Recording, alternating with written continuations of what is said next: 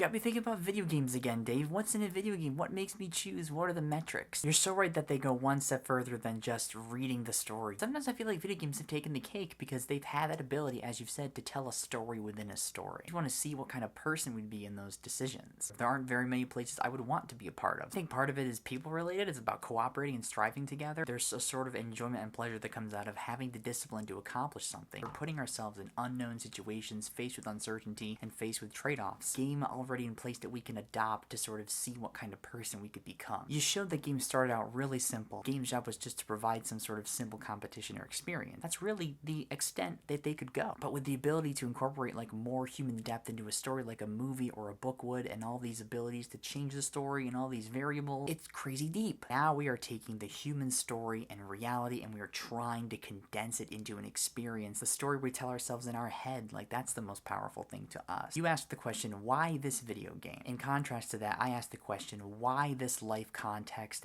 and game that you play in the game of life? Humans are way more complicated than animals, right? Animals sort of have a simple game that they play. The bees. For all human culture and when life was very rudimentary, games were pretty simple. Think of nature's game like Pong. That's way too simplified. Way less freedom, more structure, more of the same processes over and over again. All of life before multicellular life develops. It's the game that's been happening all along. That we developed something called the human game. It sits on top of nature's game. We have developed a way to hop into a story and make it feel like real life more than it feels like a video game sometimes. You're part of nature's game. You're part of the way nature works, but you also have this other free thing that's all of the human stuff that's above nature's game because that's invested humanness. Like a human came up with it, so it has to be tied to human understanding or human lesson. Every human being on planet Earth has two games that they have to play. The game that they endure, which is the way nature works, that's nature's game. And two, the game that they decide to create in the human created space. What makes me worry a little bit is how far these two worlds stray from one another. And we love our games. We love our nature invested games where